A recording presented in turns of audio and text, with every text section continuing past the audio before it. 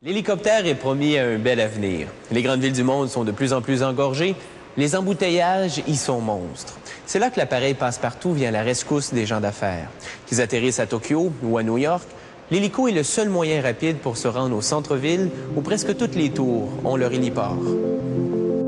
L'homme a toujours voulu voler et la versatilité de l'hélicoptère lui a permis d'atteindre des endroits insoupçonnés.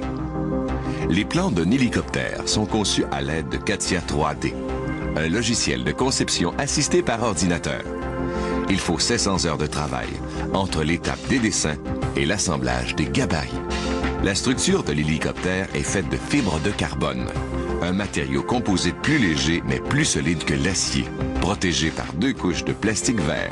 La fibre est découpée avec une lame actionnée par ultrasons. On superpose plusieurs épaisseurs de fibres pour fabriquer le fuselage arrière. La lumière verte d'un laser aide à positionner les pièces. Puis, on applique, avec un fusil à air chaud, une trame de nid d'abeille qui augmentera la solidité de la structure. Mais la fibre de carbone est encore malléable. Pour qu'elle durcisse, il faut la cuire sous pression durant 10 heures dans ce four autoclave à 177 degrés. Les pièces sont sorties du four et vont à l'usinage. La porte du capot moteur est maintenue dans un gabarit de découpe et est taillée avec une toupie à main. Avant d'installer les pièces en place, on cogne dessus avec un marteau de résonance pour détecter toute faille. Ensuite, le harnais électrique est monté sur un gabarit avant d'être installé dans l'appareil.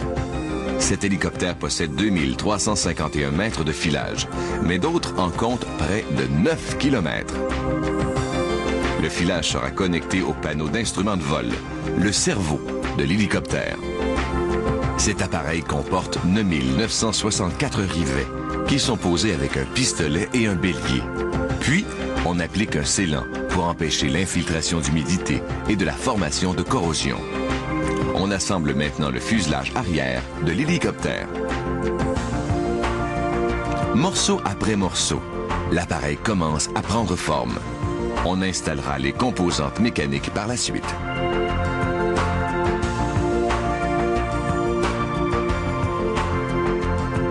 Le moteur a été livré.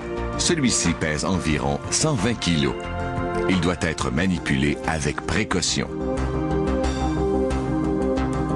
Parmi les autres composantes à installer, il y a le plateau cyclique sur lequel on installera les pales. La sécurité est primordiale. Les écrous sont troués, permettant l'insertion d'un fil de frein. Ce fil métallique, tressé bien serré, empêche l'écrou de se dévisser en dépit des vibrations importantes. Maintenant, on boulonne les 4 pales qui feront voler l'hélicoptère. Pesant 41 kg chacune, elles sont fabriquées de matériaux composites et d'un alliage d'aluminium.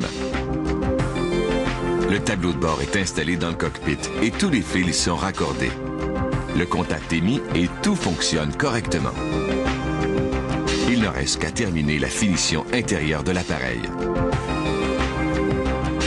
On installe les sièges, les ceintures de sécurité, les consoles, les cloisons, les vitres, les portes, ainsi que les garnitures.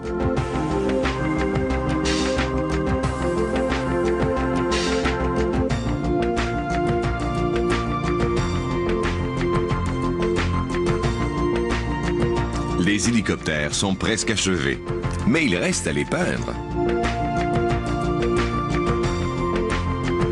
Terminé, l'hélicoptère est tracté à l'extérieur du bâtiment d'assemblage.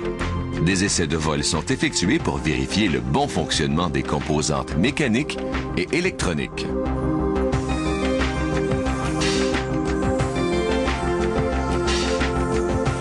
En moyenne, il faut environ 110 jours pour assembler les 3419 pièces d'un hélicoptère comme celui-ci. On produit approximativement 185 appareils à chaque année.